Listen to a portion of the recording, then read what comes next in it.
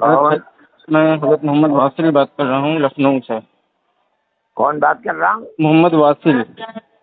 اچھا فرمائیے حضرت اس وقت ایک مسئلہ پوچھنا ہے آپ سے۔ ہاں۔ اس وقت مولانا سلمان حسینی ندوی کے انتقال پر سوشل میڈیا پر ایک بدتمیزی چل رہی ہے کیا؟ کہ وہ گستاخ صحابہ تھے اور ان کے لیے دعائے مغفرت نہیں کی جا سکتی ہے۔ اب بیکار کی بات ہے، خراب بات ہے۔ وہ لوگ ہیں جی کہ جو مسائل کو نہیں جانتے، وہ تمام صحابہ کے منکر نہیں تھے۔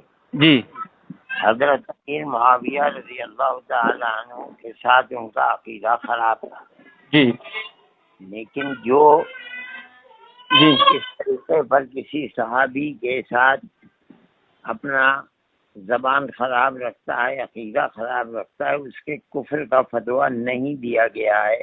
جی جو لوگ یہ سمجھتے ہیں کہ وہ اس بنیاد پر کافر ہیں، ان کے لیے دعائے مغفرت نہیں جاتی، اس کا مطلب یہ ہے جی کہ وہ بالکل ناواقف ہیں۔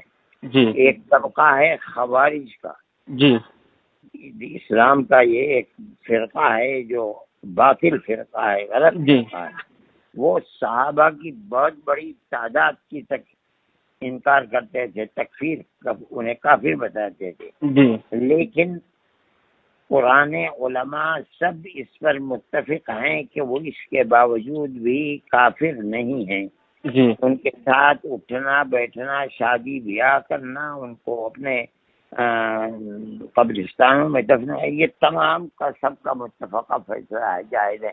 جی میرا جاننا یہ ہے جی کہ یقیناً وہ راہ حق سے ہٹے ہوئے تھے، جی لیکن وہ تمام صحابہ کی صحابیت اور شرف صحابیت کے منکر نہیں تھے۔ جی خامخواہ زبردستی یہ کہنا کہ وہ تمام صحابہ کی شرف صحابیت کا انکار کرتے تھے، یہ غلط ہے۔ جی امیر معاویہ رضی اللہ تعالیٰ عنہ کا بہت لوگ ہیں جو ان کو برا بھلا کہتے ہیں، جی لیکن اس کی بنیاد پر ان کی تکفیر نہیں ہے، جی کافر نہیں کہا جائے گا انہیں۔ جی ان کے لیے دعائے مغفرت کی جائے گی، جی ان کی نماز جنازہ بھی ہوئی ہوگی یقیناً۔ جی کٹولی میں ہے اثر کے بعد۔ ہاں تو اس کے اندر شریک بھی ہوا جا سکتا ہے۔ اور حضرت مولانا تو تہجد پڑھتے ہوئے انتقال ہوا ہے۔